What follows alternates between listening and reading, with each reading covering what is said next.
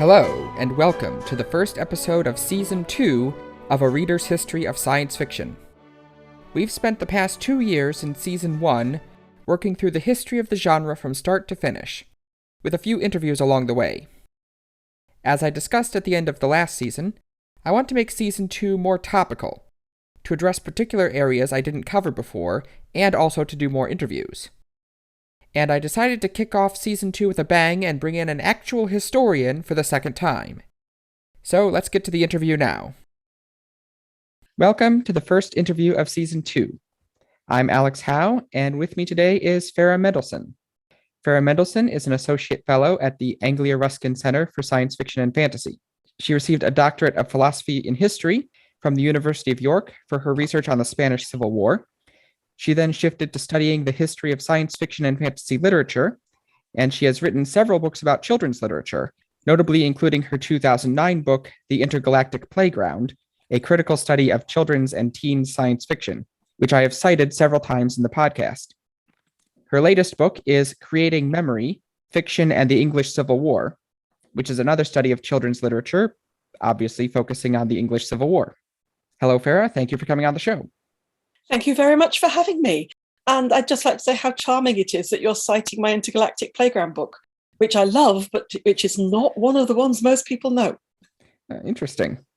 I know you've written several about fantasy. Are those better known?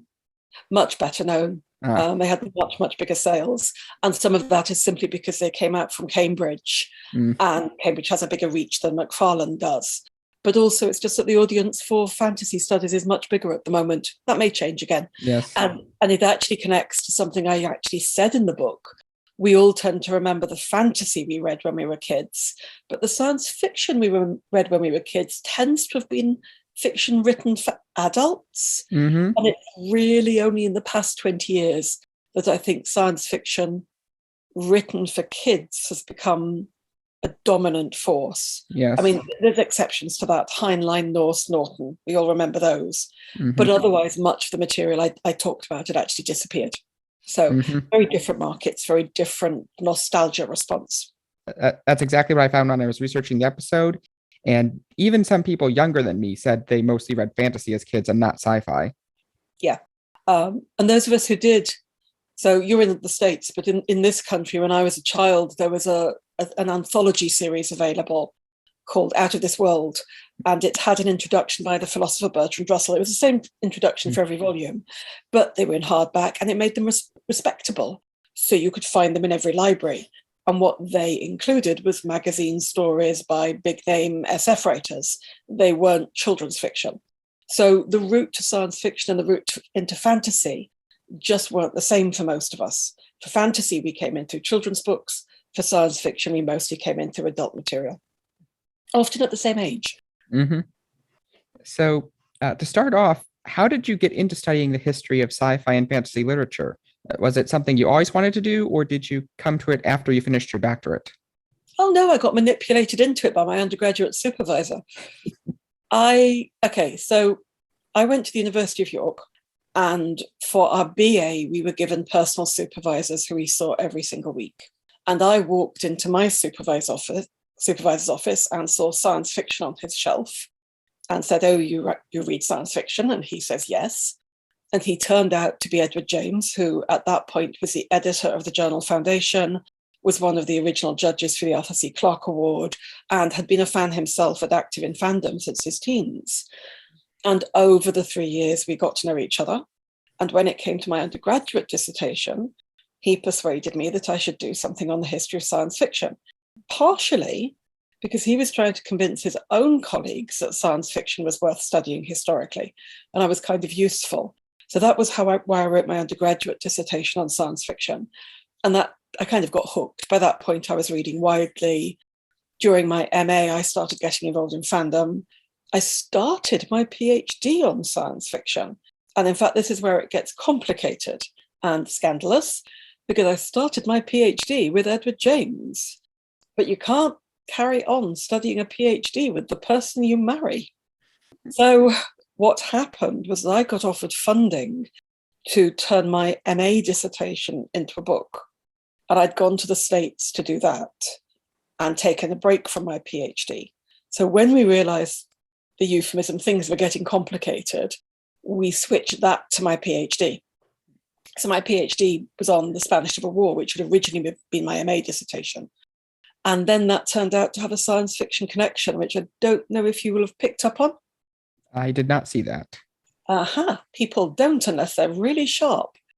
I wrote my PhD and my master's on relief work in the Spanish Civil War. The leading relief workers were a couple called Alfred and Norma Jacob. And when I interviewed Alfred Jacob in America, he saw science fiction on my shelf. And he said, "Oh, maybe you'll know my son." Alfred Jacob is the father of Piers Anthony. Mm. Yes, as this is a podcast, you can't see my interviewer's eyebrows just go up. I almost fell over. It was a very unexpected connection. And the funny thing was, I'd read Piers Anthony's biography, Bio of an Ogre, and I read the piece by his mother at the back, but I'd read it many years before I started on my thesis, and I'd not made the connection at all. So there was a weird connection. But by the time I finished my PhD, I'd already published several articles on science fiction as well. And when I got my tenured job, one of the assessments I had suggested that I move my research solidly over to science fiction because everything I wrote was getting picked up immediately. Whereas my work in religious history, I was really struggling with. It was hard to get funding. Mm-hmm. And then several of your books have been about children's literature. That was a total accident. Really? I was at one of the International Conference for the Fantastic and the Arts in Florida, and there was a gap on a panel on children's literature, and my friend Mike Levy asked me if I'd fill in the gap. And I said, fine, but it's not my specialism. I still don't really think of it as my specialism. And as the panel went on, it just started to become very clear that I'd read a lot more than everybody else on the panel. Now, the reason for that is because I was sick and off school pretty much 3 days a week from the age of about 12 to the age of 16. I missed a lot of school. What I did at home was read. So at the end of that panel, the children's literature scholar, Jack Zipes, asked me what I was interested in and who my favourite author was. And I walked out of there with a commission for a book on Diana Wynne Jones and a request to write an article that eventually would become the book, The Intergalactic Playground. So that started out as an article. But that was all very unexpected. And one of the things I realised was I didn't know anything about children's literature criticism. So I took myself off to a children's literature criticism summer school for 4 days as a kind of deep immersion, and then read everything I could find. And that was interesting. So within our field, not so much now maybe, but when I wrote Rhetorics of Fantasy, there was a really big difference between science fiction criticism and fantasy criticism. And science fiction criticism felt very much more developed. Children's literature criticism kind of felt as if it sat in the middle. It was more developed than fantasy fiction, in that it wasn't so stuck on the same books over and over again in the same kind of fantasy. But it still was quite narrow and very wedded at that point to social realism. So if you read critical work on fantasy and science fiction children's writers, quite often critics dismissed them because they didn't meet the criteria they were looking for in social realist literature. So a very obvious one, John Rowe Townsend, in his book on children's literature, just dismisses Diana Wynne Jones as a minor writer, which is hilarious looking back. But it's because she doesn't do what he thinks quite strongly children's literature should do. So I came into the field at a time when ideas about how to think about children's literature is shifting. And some of that became very theoretical in a way that I have very little interest in. But more and more, there has been room for more empiricist studies and more, I suppose, bibliographic studies, which in a way is what I do, where you just assemble rather a lot of material that you go out there and think, what's out there? What have we forgotten? What does a field look like if we look at the most typical rather than the best? And that's always been true of my work. People often ask me, how does it show up that you're a historian? And that's the key one. It's not often that I write about the best in fiction. I'm often much more interested in the typical. Or when I look at an author, I often want to see, as with the Heinlein book, what happens over an entire 60 years. Whereas a literature scholar will say, in this chapter, I will look at this book, or I will look at this specific theme and focus on how it's written. I'm more interested in change over time. I'm more interested in big picture. I'm more interested in big patterns. Interesting. And in addition to the Intergalactic Playground, I've also cited your article in the Horn book titled The Campaign for Shiny Futures. Yes, I like that article. It's one of my favorites. At the time, I'd read quite a lot of very depressing science fiction. And I was starting to get rather irritated at the way science fiction for teenagers just didn't match science fiction for adults. And I would still say that in some ways. There is a tendency for adults to stick their fears for their future into the work they write for teens. And I would actually say flat out, not enough writers of science fiction for adults write science fiction for teens. I'd love to see a far stronger crossover. We're getting some of that back. If you look at the Lodestar and the Andre Norton Awards, you can see the connections between the adult and the teen field far more strongly than you might have done in the 1990s or early 2000s. Yeah, and I pointed out how the young adult market is flooded with dystopias. It is. I mean, I think it's improved a bit, but certainly the late 90s. Well, actually, I'd say from the 80s onwards. From the 80s onwards, we get what in the book I started talking about, the parents are wrong and wicked, and all adults are wrong and wicked. And that's fine, except that dystopias are very absolute things.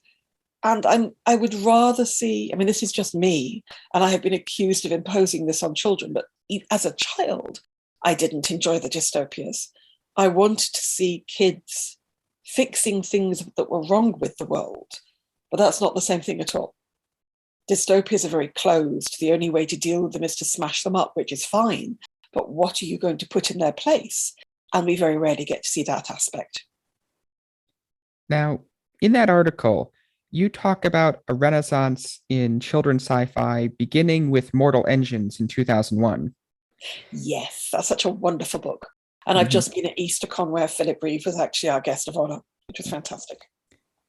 Now, in my episode on the topic, I argue that this renaissance actually began earlier, certainly with Animorphs in the mid-90s and possibly as early as the late 80s. So I came to Animorphs late, and there's no question Applegate is one of my favorite writers, but there's nobody else around her. So Animorphs stands out because it's so distinctive, but also it kind of falls into the superhero category. And there's a lot of superhero fiction around, so it's part of that tradition. But I would say that when it comes to the publishing renaissance, we do have to wait to the 2000s. And when I started this book, I actually talked to quite a lot of publishers. Most of them agreed with me. It's not that there wasn't any science fiction. There was the Point Science Fiction series. There was people like John Christopher writing, Gwyneth Jones under the Anne Hallam name. There's no question there was good stuff, but there wasn't a lot of it. And there wasn't the feeling of a body of work where you could expect a kid to walk into a bookshop and pick something up, or you could expect it to be what people were chattering about. And an awful lot of what I read in those periods felt very second rate with kind of the odd flash of something lovely. Whereas now, if you asked me for a reading list of 10 books that came out this year, I'd be whittling it down. Whereas if I'd picked, say, 1998, I'd have been struggling to find 10. And I think it's that difference that now there just seems to be so much good stuff around. I mean, the other writer I'd point to is William Sleater, consistently good work. Actually, that's what I would say.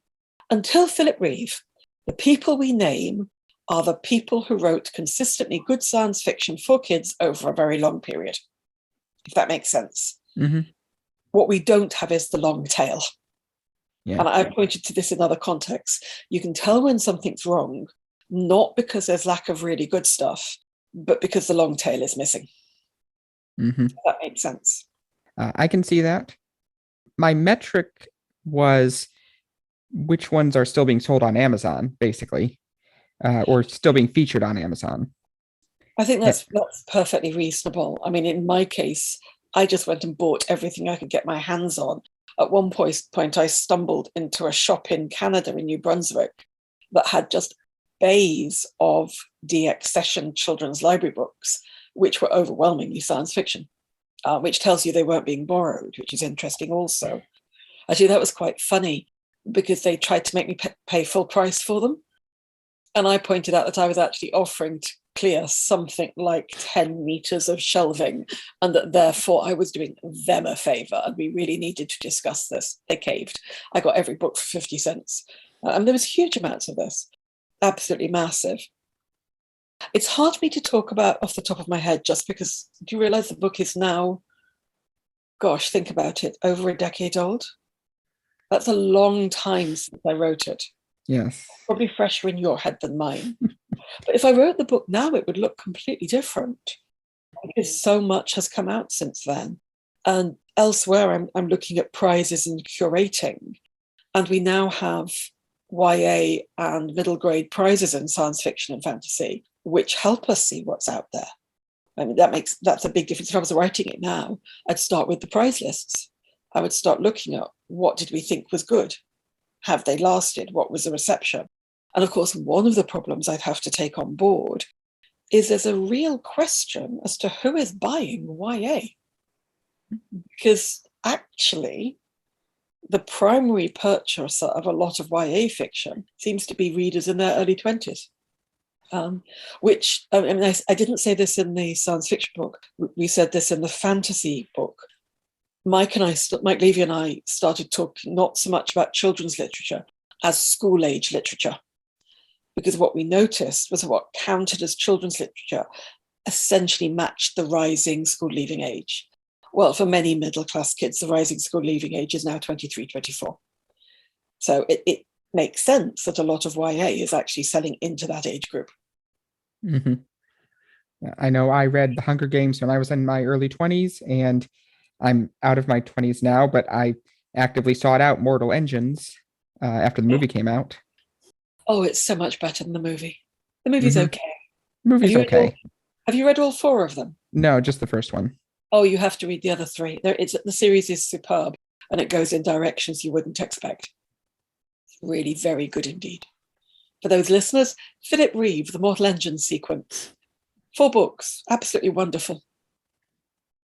Something else you mentioned, how the genre has changed a lot in the past decade, where we have these prizes now and we have a lot more quality literature. My assessment, looking at featured lists and stuff, is that a lot of children's books do not have the staying power that adult books have. Most of the featured lists on Amazon is within the past 5-7 years. But I wonder, is it about staying power, or is it just that we are getting so much more quality literature these days? That's a good question. I can't answer it, but I can throw in some ideas. I mean, one of my friends says she had difficulty getting her teenager to read older fiction simply because there's always new stuff coming out. There isn't the space for reading older fiction that I had when I was a kid, when there were never enough books. There were just never enough books. That's just not true now. There's something new out every week. Staying power is a very difficult one to judge this close up. Science fiction is unusual anyway, in that we've kept our classics from the early 20th century into print far more than any other genre except crime. Somebody's done studies of this. Crime has kept most, science fiction has kept next most. Because this is it, we forget the things we've forgotten. Mm-hmm. We think of our literature as having staying power, but forget all the things that we have forgotten about. When I was working on Rhetorics of Fantasy, I wanted to work across various periods. One book I discovered was David Lindsay's Voyage to Arcturus, which is wonderful. Hardly anybody has ever heard of it. Eleanor Cameron's The Mushroom Planet, barely known in the UK. So I don't quite know what we mean by that. What I think we will see is some authors having staying power. So in the UK, I'm pretty sure that both Philip Reeve and Frances Hardinge will still be being read 20 years from now. If you've not read Frances Hardinge, she's a real treat. She's just an astonishingly good, complex, interesting writer. Appeals to all age groups, but technically writes for children. I'm just trying to think in the US. I mean, the Australian Margot Lanigan, except that suddenly we haven't seen much from her for a while. Who have I read recently? Delia Sherman, I think, will last. I mean, I'm naming names and it's really unfair because it's just people off the top of my head. And by the way, I have COVID brain, so off the top of my head is not what it once was. But we won't really know until we see what our children's generation read. If you have kids, tell me what they're reading when they're 10 or 12, and we'll have an idea of what's got staying power. Mm-hmm. Because it tends to need books to leap over to that next generation. I mean, the obvious question at the moment is whether Harry Potter will make it. Mm-hmm. As a teacher, I started discovering more and more kids, more and more students who just never read it and weren't interested. And that surprised me. And we now have large swathes of people who will be actively not giving it to their kids. And yet it has a multi-million-pound publishing industry behind it. So, I mean, it's not even impossible that it's the movies will survive and not the books, which would be interesting, because that's happened before. There are texts which people don't realize there is a book of. There's a lovely film in this country called The Amazing Mr. Blunden. And in fact, they've just remade it and did a very good job of it. Very few people realize that's a book called The Ghosts. But the movie is fantastic. It's remembered because it's got the actress Diana Dawes in it, who will probably mean nothing to Americans, but she was the British blonde bombshell. She was also an incredibly good actress who won many awards for very serious roles. And that's one of the reasons it survived. I've just said that, haven't I? So, staying power is such a difficult one. We're seeing books fade now that have lasted for decades. I mean, I'm a big Heinlein fan, but I'm not in a hurry to push a Heinlein book on anybody. You know, they've dated. Even when he's at his most interesting and his most radical, there's usually a decent chance I can think of a modern author doing something similar, either as well or better, and without some of the problematic aspects. We're probably going through a big shift in what's going to be remembered right now. And I don't know who it's going to be. But what I can say is remembered by whom is a big question. I've been doing some work on curating within the field, and the names named in academic textbooks are not the names named by the Hugo voters. 3 names really stood out. In the academic textbooks, even ones published in 2021, John Scalzi, Charlie Stross, and Larry McMaster-Bujold barely get a look in. And yet, between them, they've hoovered up a sizable proportion of the Hugo Awards in the past decade. You know, Jemison is in there, and there are reasons for that. But otherwise, there's a real mismatch. So a lot of this will depend on who's curating, and publishers are key to this. So this is such an obvious thing for me not to have realized. But I didn't realize until a few years ago when it was explained to me that the Gallant's masterworks are not commissioned. The Gallant's masterworks are selected from the Gallant's backlist. But for many, many years, the chief editor of Gallant's was Malcolm Edwards. Now, I know Malcolm. I like Malcolm. Malcolm didn't sign women. When we did his guest of honor poster for Worldcon in 2014, this became really stark because I don't know if American readers will know this, but Gallant's used to cover all their science fiction, all their hardbacks in yellow jackets, and they would have a rocket ship on the end, on the spine to tell you it was science fiction. So when we say a Gallant's yellowback, we all know what we're talking about. And my partner created a Gallant's yellowback cover in which on the flyleaf it listed every single one of his authors. And there were only 5 women. So when you look at a Gallant's masterwork, you are looking at a book selected first because Malcolm Edwards liked it, secondly because it wasn't by a woman because he didn't pick women, thirdly because probably British, these aren't in order, and fourthly because it sold well on the series. Okay. Now, when they came to do a new Gallant's curated series, I can't remember what it was called now, just 10 books, they did it on the basis of how much each book had sold. But they'd put more money into promoting books by men in the first place. So the original 10 only had 1 woman author. So all of these, I mean, this isn't new stuff. We know that one of the ways you disappear women and minorities is by declaring they're not popular, not reprinting them, so they don't stay in print, so they don't become popular, so people don't remember them. And every so often you can push back. There's a press in the UK, and I can't remember its name now, lovely grey covers, it will come back to me, but they reprint forgotten women authors. And they asked their members to recommend a book. And the one they chose was called Miss Pettigrew Lives for a Day by Winifred Watson. And Winifred had been a bestseller in the 1930s. She wrote 6, I think they're called Gothic type domestic novels that were huge sellers. They got translated into multiple languages. And then she wrote Miss Pettigrew Lives for a Day, which is about a very depressed governess sent for a job, finding herself pulled into somebody's life and her life transforms. It's written over 24 hours. It's essentially a classic modernist novel. And it was a big, big, big seller in its day. And then she got bombed out during the war, went to live with her mother-in-law in Hull, and never wrote another word. Completely disappeared. When they reprinted the book, having at that point not been able to find her, first of all, she turned up, and it became a big seller again. And now it's a movie, it's a classic, it made them an absolute fortune. My male students used to be infuriated at how much they loved it, because it's a very female book, but it's a perfect book. You know how some books are just note perfect. But it disappeared because of social and cultural factors that had nothing to do with the individual book's staying power. So anyway, that's a very long answer to that question. The thing that could turn out to have staying power could turn out to be something that everybody hated. There's a story by Horace L. Gold, the editor, called The Trouble with Water. And if you read it in anthologies, the introduction will tell you how very popular it was. If you go back to when it was published in the magazine, I think it was published, is it published in Astounding? Might have been in Astounding. You will discover endless letters about what a terrible story it was and how could they possibly publish this story. So who knows? Well, that's a good segue into your current research, because when we were preparing for this interview, you sent me a talk you're working on called Science Fiction in the Rainbow Age, which, as I understand it, is about representation in sci-fi across the board. Yeah, representation is probably the wrong word. Can we say participation? Okay. Participation and engagement.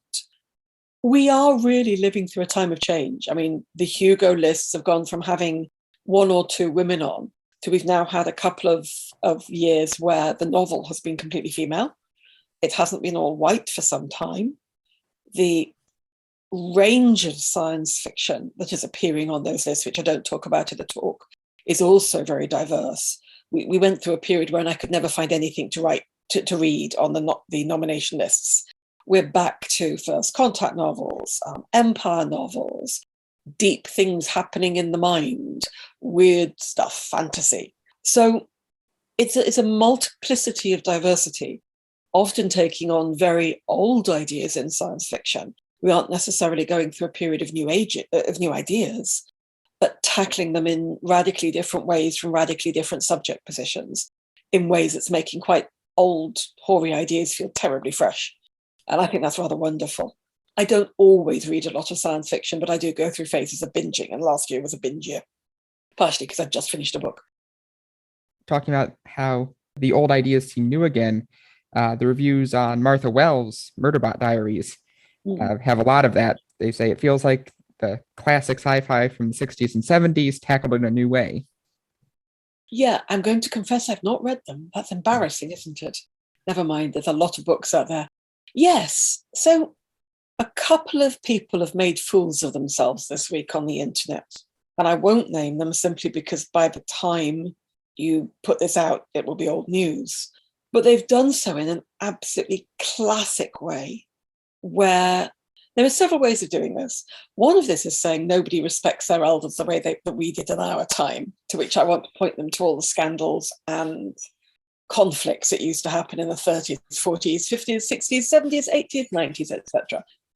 And they then go on to say how, why are we now irrelevant? People don't want to read us because they think we're old.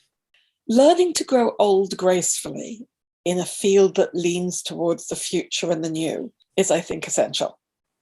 But also, we're supposed to become obsolete, whether we're science fiction writers or science fiction critics, if we're social activists. If our metaphorical children can't improve on what we've done, then we're in the wrong genre. This is not supposed to be backward looking. So when I started work on this talk, it was very much with a consciousness that things were changing. And having watched more than one kerfuffle on Facebook or on Twitter or on various other social media, where there seemed to be a longing to have things stay the same, or a nostalgia for a past that never really existed. Somebody shared an article this week that actually came out a couple of years ago on racism and segregation in science fiction. And it is quite shocking to remember that we held a Worldcon in Texas when Texas was segregated and our Black fans and writers were not allowed in the hotel. So arguments about social justice and should we go to Chengdu are not exactly new, yet some people react as if they are. I'm going around the houses a bit on this, but the paper I sent to you is actually very flawed because I keep seeing all these different connections and places where change is happening and places where change is not happening. One area I was actually quite concerned about in the talk is that in many of the academic collections and in the histories, the voice of the straight white man is still very, very dominant. And what's worse is that they think they're getting it right when they're still hitting only about 30% engagement with non-male, non-white writers and academics, even though we're way past that in terms of actual participation. So there's a lot to be done there. But I do find it exciting watching the field change. I'm perfectly happy for it not to be my kind of science fiction anymore, because it doesn't have to be, if that makes sense. I don't mind becoming obsolete, but I am aware that's a kind of minority view. Yeah, one thing I'm interested in, especially for season 2, is what is the real cutting edge of science fiction? Stuff like solar punk that isn't really even on the bookstore shelves yet. Forget the West completely. So the fun thing I did was I read a whole bunch of anthologies just to see what was out there. And I decided to take a look at some area studies. And I read the Galantz's book of South Asian science fiction. I read Israeli science fiction. I read some Middle Eastern collection. But the outstanding one, the one that just sank, was the new collection of African science fiction. Yeah, Afrofuturism is definitely another one that's on my list. Afrofuturism, African. And there is a big difference. Okay, so Afrofuturism is essentially a US America's movement, okay? It's African Americans writing about an African American future, and that is wonderful, and there is amazing Afrofuturism material out there. But Nnedi Okorafor prefers the term African Futurism, which is very much about, it is the material produced by Africans rather than African Americans. And the collection I'm talking about is the year's best African speculative fiction. And it was edited by Ogunchovre Donald Ekpeki. And he himself, in fact, has received nominations for almost every award out there. One of his short stories, O2 Arena, is on the Hugo ballot. But that collection, there's not a Duff story in it. It's science fiction from a world where the future really matters. And so John Clute talks about first SF. And first SF is grounded in the sense, in the kind of world where you are making the future and you are conscious of making the future. And what he's argued, and I don't wholly agree, but I can see exactly where he's coming from, is that for most of us, we're playing with the future. We don't really believe in the futures we write anymore. When I read the year's best African collection, I felt like I was reading 1930s SF again, not in the sense of copying, not in the sense of emulating, but in the sense of we are really genuinely writing about a future we believe we can make or can't make or need to hold off.